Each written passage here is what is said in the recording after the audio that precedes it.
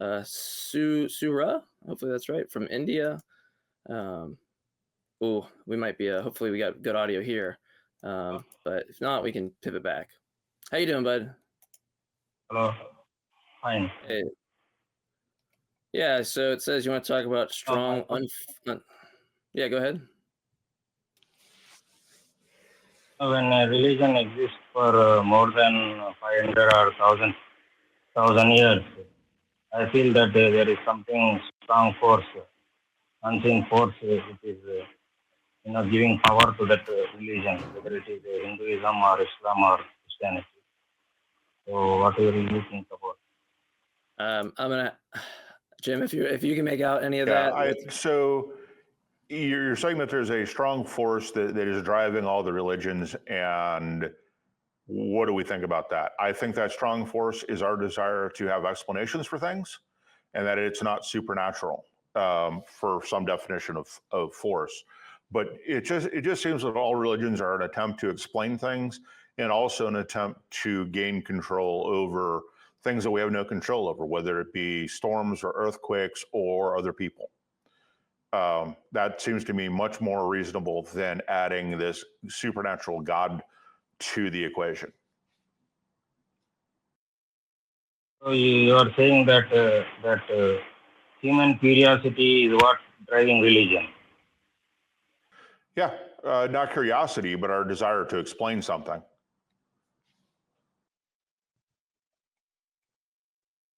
But the problem is that once in a lifetime, there will be so many people like us. Once in a lifetime, they will certainly question for evidence. But how the whole mankind is getting fooled for so many thousands of years? Because stories grow, right? Stories grow and expand. You can trace like the story of Odin back to a chieftain that lived around the Black Sea. We tell stories all the time. We are storytellers, and that's what we really like to do when we're talking about other things. That's why fairy tales exist. That's why Grimm's fairy tales, which are all much darker than the Disney version, but we tell these stories as ways to teach morals, or as a way to teach things that can happen if you do certain things, action and reaction type stuff. It's just what we do as human beings. We're storytellers. So I don't understand why you need to postulate a God for this natural phenomenon, right? It just seems unnecessary.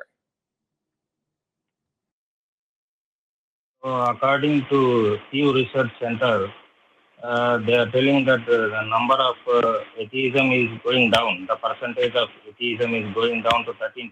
Yes. And the religion people are rising up. Yeah, but who cares? Yeah, I mean, that's because the stories are no longer holding power. We have new stories to tell, right? If we want stories of heroes and heroism, we no longer need 1,000-year-old stories. We have very modern stories to tell, whether those are from Marvel or science fiction. It doesn't matter. We just have so much better. But those stories are just extensions of these older stories, right?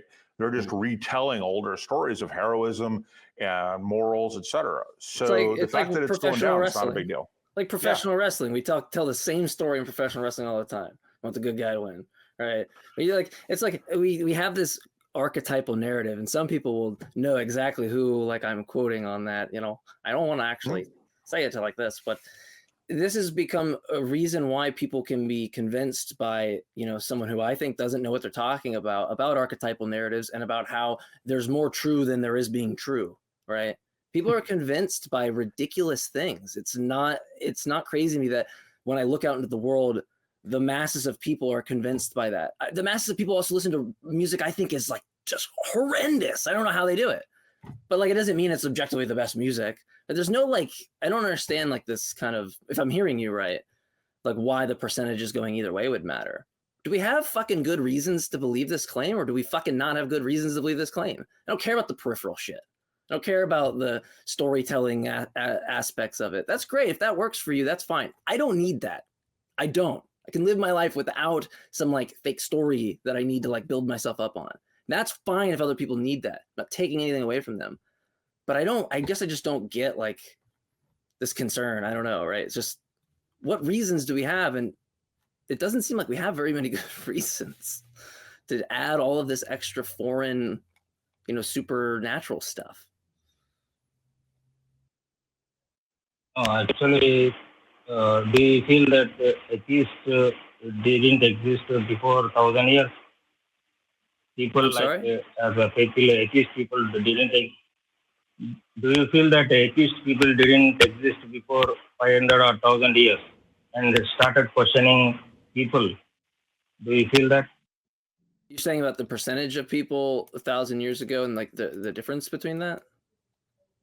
Of people that were believers and non-believers? Is that what you're asking? Atheist people people like you would have existed before 500 and 1,000 years, right? 400,000 500,000 years? I mean, atheists exist? I think atheists have existed through for as long as humanity's existed. We're talking like 300,000 years. Yeah, but so when they teach, they will question people that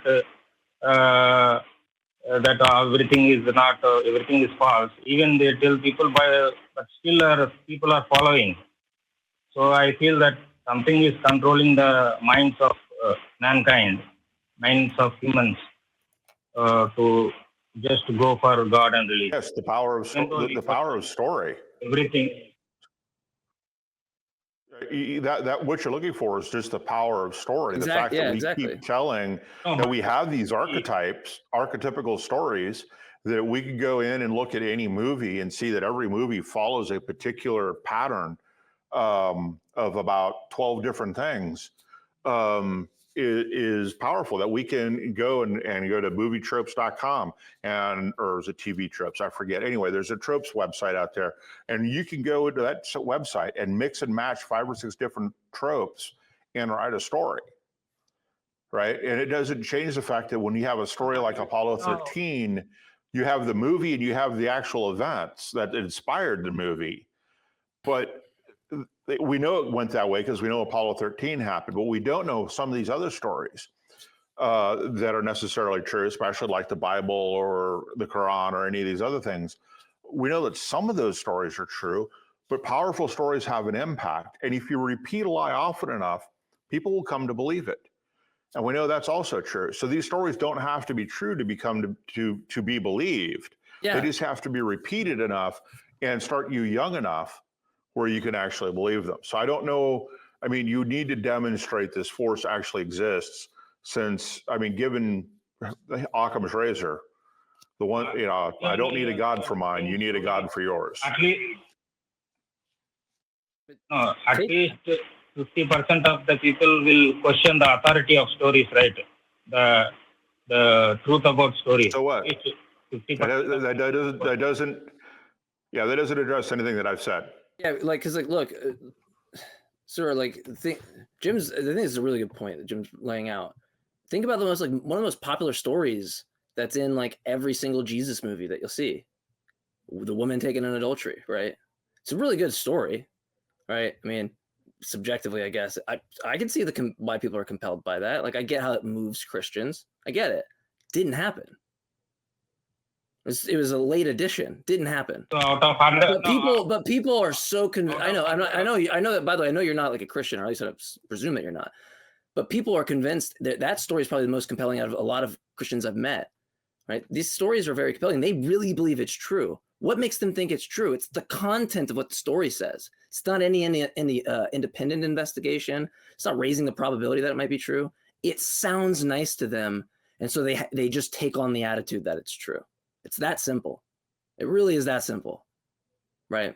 Because the only alternative where it wouldn't be simple is some type of investigation. No one's doing that. No one's like, let me investigate these stories. They're just believing them. They're just accepting them. So what money benefit do the story creators get? What monetary benefit those story creators get? they get nothing, right? I'm not sure I understand what you're saying. You said What money benefit do the story creators? We don't Nothing, think. right? Oh, because I don't think that they made. Look, I don't think that like someone came along and just was like, I'm gonna make up a whole bunch of stuff, right? That's not what happened. Like, so like there's certain like things that scribes maybe write in like the manuscripts that will be as like in the side, and then a scribe will come and copy it and add that into it because they believe that that was actually what was said. Right? There's like a process of these things getting like kind of leaked in and changed. It's not just like, you know, someone just came up and goes, like a really good example. Luke 21, what is it? Luke 17, 20 through 21 is a verse where Jesus is talking to the Pharisees, and he says, look, the kingdom of God is not something that you will say, here it is, or there it is. It's not something that will be observed, right? And that move is it's unique to Luke, and it changes the entire notion of what the kingdom of God is, this literal thing, not the spiritual thing that's present in the ministry. I don't think that the authors of Luke just were like, we got to make this up. They took stock in what Jesus said, and they had to reinterpret when the disciples, you know, passed away, but the kingdom of God has not been established on earth. They had to reinterpret. So I don't think like people, it's not just someone sits down and writes this stuff. It's this big process of people being convinced, scribes writing down stuff they're convinced by. And yes, in some cases, they are just trying to stress a theological point. And that's the benefit when they do that, dishonestly. That's the benefit they get. They get the benefit of having stressing their theological point and that point being accepted. And there are people that are totally willing to do that. And the other problem that you run into with this idea of some economic benefit for telling the story is people didn't have the same idea of historical truth that we have today. That something was historically true or not was never the point of a story. It was always something else. It was always to be funny and make people laugh. It was to educate on the way things work. It was a wide variety of reasons. And so adapting the story to whatever culture the storyteller was in, or whatever group of people the storyteller was in, was just a natural way to do it because it didn't change what the point of the story was.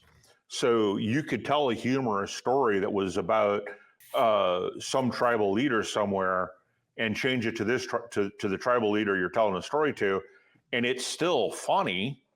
And so it still works, but it may be funnier because everybody knows that person and can see that quirk or whatever it is you're making fun of in that person. So you don't have to have an economic benefit for any of this to happen.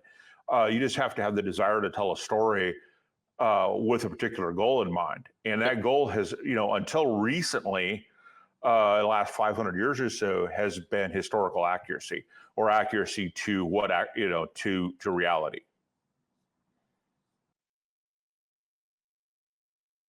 So you are saying that fame and so you are saying for fame and name, people are exploiting their imagination. No, well, I mean, exploiting imagination is probably taken a little bit far, but there, you know, every story has a reason to be told, right? So sometimes it's just to entertain. We could look at the stories of Paul Bunyan for that. Some are to teach morals or other things, and Grimm's fairy tales might do that. The stories of how Odin will become human and test his followers to see if they're being good hosts to strangers and are treating strangers correctly. There's a warning there that you should treat strangers with a degree of respect. We look at any story you care to name, and we can see determine what that purpose is. And these people do, and it doesn't matter if it's true or not. The impact of, you know, Marvel comics and the Marvel movies on our culture has been huge. None of those are true. So again, they're there to entertain. They're there to wow. They're there to, but there's also morals, right? Spider-Man, with great power comes great responsibility. Iron Man's fight with himself, and you know, putting on the armor because he's ultimately afraid of being hurt, or he's trying to, increase his own abilities. I mean, there's some really human things going on in all of these stories from the Marvel, but none of them are true. So again, with the storytellers, especially from the past, truth wasn't the point. The point was something else, and it doesn't matter if you change the facts, as long as you're making that point.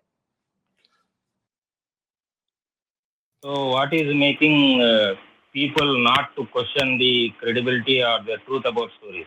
What is making humans not to question about the truth of stories? Because they get told it from birth, and they get told it over and over and over again until they believe it. Some people it doesn't take very much. Just So why? like it's really easy when you're born into like a world that's like when you're born into a world that's constructed around you. It's like this whole architecture has been constructed around you through your developmental process. It sounds foreign any other way, right? I mean, you can do so much with you can manipulate the human mind in so many ways. There's people that do it very well that don't know how they're even doing it, like in terms of like psychological analysis or some academic analysis, because they've just realized what works. They just repeat. But at some point of their life, when